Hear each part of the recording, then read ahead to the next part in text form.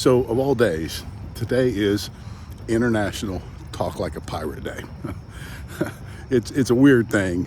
A couple of guys thought of it.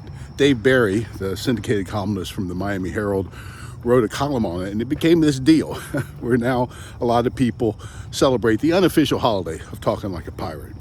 But it reminds me of something that is often misunderstood, and that is what they call the Jolly Roger or the skull and crossbones. Most people think that the skull and crossbones originated with piracy, and it's not true. The skull and crossbones originated with Christians. You see, in the early days of piracy, what they would do is when they would come upon another ship, they would run up a red flag, and red flag means we give no quarter. In other words, we show no mercy, no pity. We're going to kill you. But people didn't understand the red flag. And so what they did is they decided to go to the old Christian symbol for death, which is a skull and crossbones.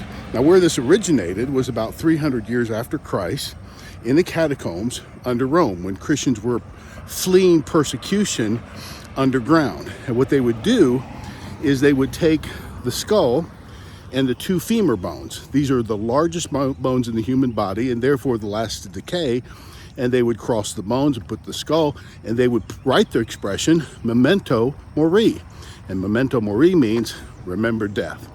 You see, it was the early believers who believed with all their heart that you are not ready to live intentionally.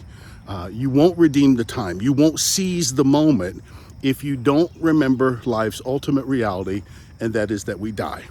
And so a part of their spirituality was to keep around them reminders of death. And the skull and crossbones were the first sign of that. So the pirates adopted it, but it had been around forever, and people understood the skull and crossbones as a symbol of death.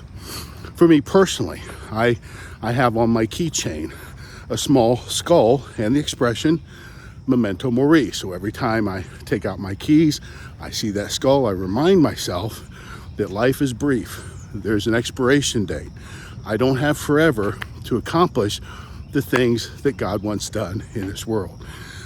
Many believers throughout the years have done the same. In fact, if you travel into New England, you'll find a lot of old Puritan cemeteries.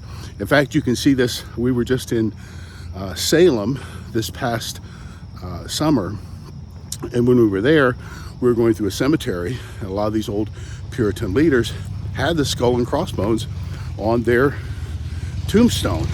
This was not an indication that they were pirates. It's an indication to remember death. In fact, there's an old saying that was printed beneath one of these symbols on a tombstone. I don't know exactly where this was, but I remember the saying. It said, "Pause, my friend, as you pass by. As you are now, so once was I. As I am now, so must you be. Prepare yourself to follow me." It's good to remember death. It's good to remember that life ends, because it reminds us to make the best use of today, because we're not promised tomorrow. God bless you. I'll see you again real soon.